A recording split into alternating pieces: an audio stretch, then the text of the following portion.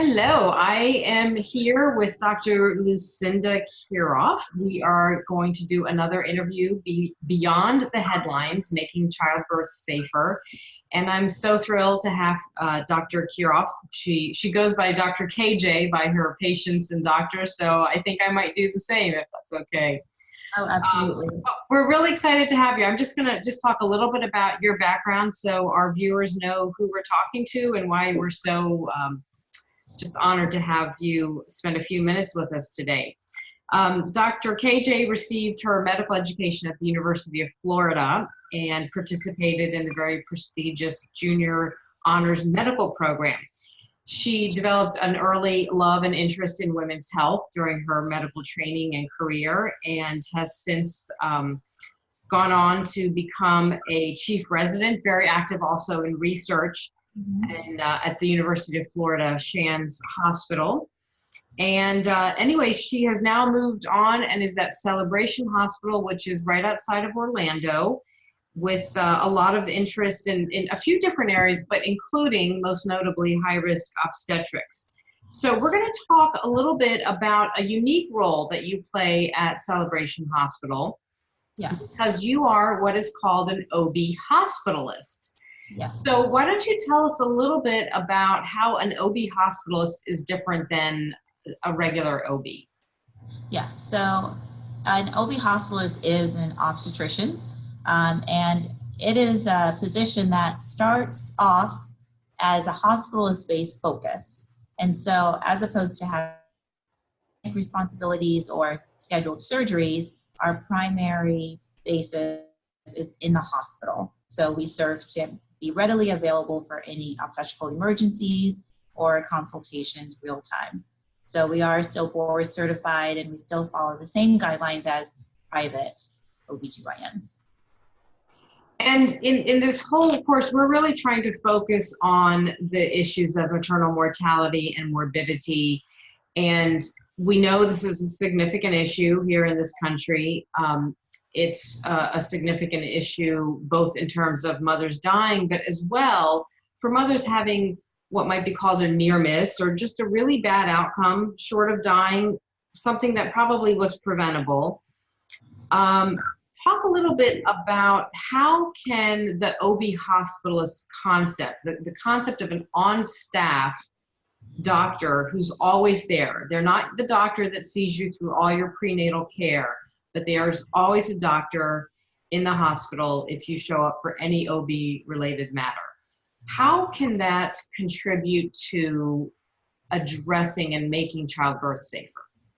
Exactly. I mean, the care for patients, especially in the obstetrical community, is a team focus. You have your primary doctor, you have the patient, you have your nursing staff, and we serve as another layer in order to help the team function most efficiently. So we are there on the unit with the patient and with the nurses. So if a primary provider is in the office taking care of other patients or in a surgery, we serve as a go-to for any issue. So with obstetrics, with babies, with mothers, things can change very rapidly.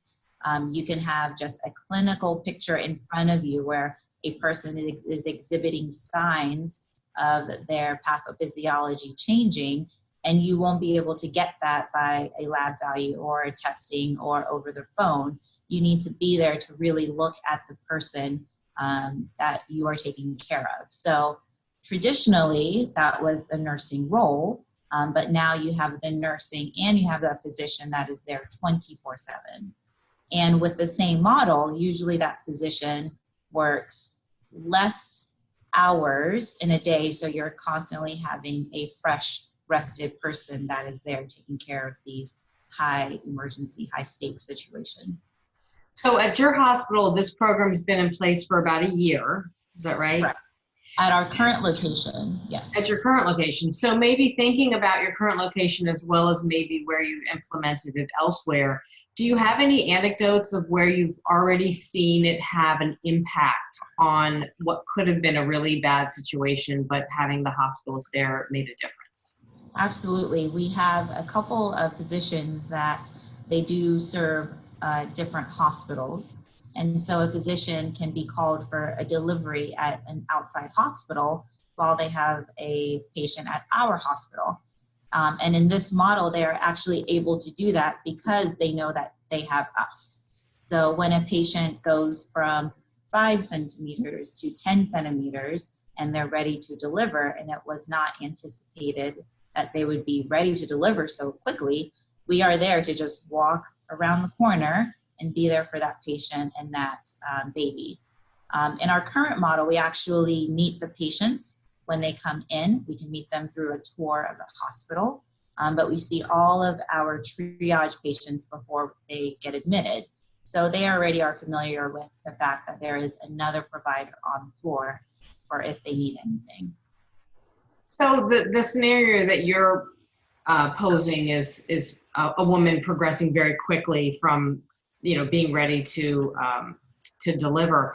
How about in sort of the high risk category of things going wrong, right? So somebody progressing quickly through labor is not the most unusual thing, but certainly somebody having severe hypertension in a rather sudden way, or bleeding uncontrollably. Typically, that's not something that we might expect.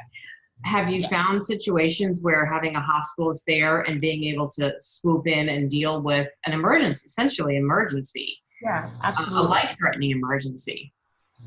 We do have that all the time. One example is epigastric pain, which a mother came in with seemingly normal blood pressures, but just some constant pain in her chest. And it's not a red flag in terms of, does this person have preeclampsia, but being able to examine that patient and discuss with her what is her baseline and also know what her baseline blood pressures are, we were able to initiate a protocol in order to then verify that she did have preeclampsia and give her the necessary treatment with magnesium and eventually delivery for her. And in another instance, on our postpartum unit, we do have patients who are on the other side who would deliver, but then would have bleeding issues. And so the nurse will be there to assess the bleeding and say, yes, this is an increased amount. And we are just, again, around the corner where we go to the bedside and initiate treatment right then and there, which one of the treatments is to exert pressure on the uterus in order to slow down the bleeding. And so that treatment was given right at the moment that it was needed. Mm-hmm. How do hospitalists in your location, I know you can't speak for all across the country necessarily, but at your location, how have you all implemented, for instance, in the state of Florida, the state of Florida has adopted severe hypertension or preeclampsia protocols. There's a toolkit. It's based off of the severe hypertension bundle that's been issued at the national level. How has your hospital adopted or not adopted those protocols? And then what role do you as a hospitalist play in either evaluating or implementing those kinds of protocols? Yes. So our hospital has adopted the toolkit. The OB Hospitalist serves to be on the committee that reviews and publishes any national or statewide policies and makes them into a Florida hospital or Advent Health policy locally.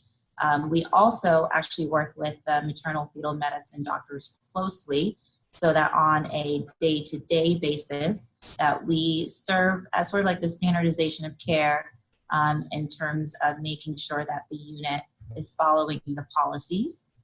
There's a performance review committee that follows up on anything that is initiated, and we do have representation on that committee also to make sure that things are progressing the way that it should. Mm-hmm.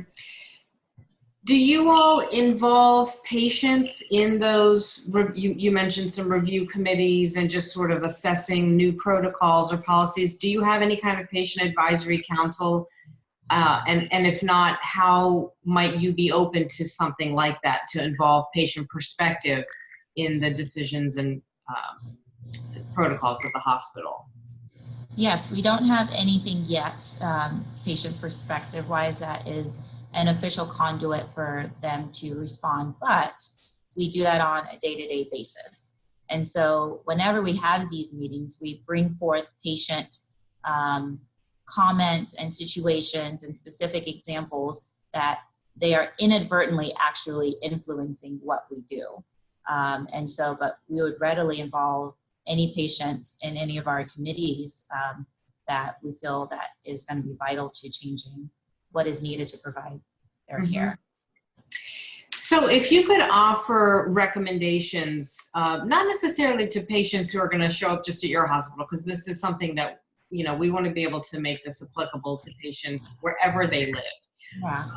What could a woman do to ensure that she's walking into a hospital that is practicing the best patient safety protocols? Do you have any recommendations for how a patient might evaluate or consider if they should feel safe in their hospital? Yeah, so there are more and more online databases that has this information. Also, insurance companies are providing patients with an avenue to see the quality metrics, for example, C-section rates and VBAC rates, and even when it comes to gynecology, the minimally invasive surgeries that are offered. So there are numerous online models that patients can look up to see if a benchmark in terms of what their rates are.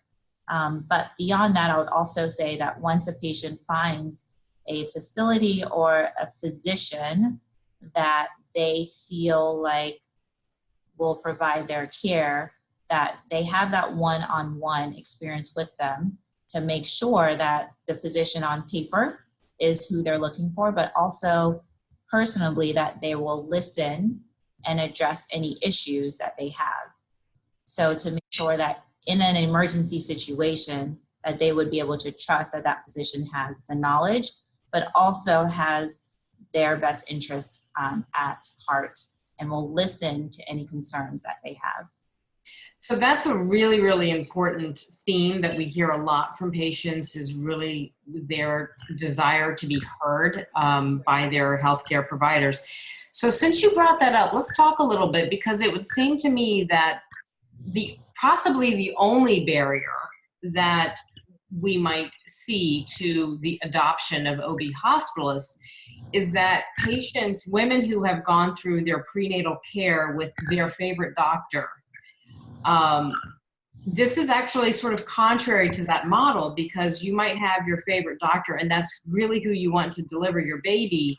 And then you show up and you're not getting your favorite doctor, or even a doctor from your practice group, let's say. It's somebody who just happens to work at that hospital. How have you all dealt with that potential hurdle? I'm not saying it is a hurdle, but I could see where that might be a barrier for patient adoption of this model. Yes. So I honestly believe that there's two different perspectives when it comes to taking care of a patient at that moment in time. You have the situation where you have had a doctor for a whole pregnancy and you want to deliver with that physician at the very end. But then you also have a situation where there is an emergency and you want the utmost valuable and evidence-based care delivered to you. When we see patients through the hospital, whether if it's through the tour or through triage, I really try to establish a relationship at that moment. And I don't have the history and the longevity with that person, but in that moment, I can make sure that they feel comfortable with what kind of care that they are getting, and they understand what is going on with them at that moment. And I feel that understanding of why your body is doing what it's doing and what we are providing for you will build trust in me as a physician taking care of you, but also in the level of care that you are going to get in that situation. So if a provider isn't available to take care of them, at least they know that they're at a facility and with a physician that is actually trying to take care of them as a person and not just as a number. Mm-hmm. So a little bit harder to establish that relationship in such a short period of time. But and often with a lot of sort of tension, because things are kind of happening fast. Exactly. They may or may not be good. It's scary, but it's really about remembering that there is still a person and a patient in front of you. Absolutely. So the audio cut out just a little bit, so I'm just going to repeat this so our viewers understand that the role of the OB hospitalist is not to replace the doctor that you've had throughout your whole pregnancy. In an ideal scenario, your doctor or a doctor from your practice, as you previously have arranged, is the one who would be showing up to deliver your baby and take care of any medical scenario that presents itself. The role of an OB hospitalist is to be the backup quarterback, if you will, in case the first string quarterback doesn't get there in time. But the backup quarterback is not any less skilled or any less competent to handle either the run-of-the-mill delivery or any emergencies that might present themselves. Exactly. Backup, and even also with a co-manager of the situation. And sometimes it helps to have two brains, four hands kind of working in a situation instead of just one provider. So having another team member there that is as qualified, as experienced in a situation. Yep. So this really sounds like a very tangible contribution to this issue of what could be some solutions around maternal mortality and morbidity.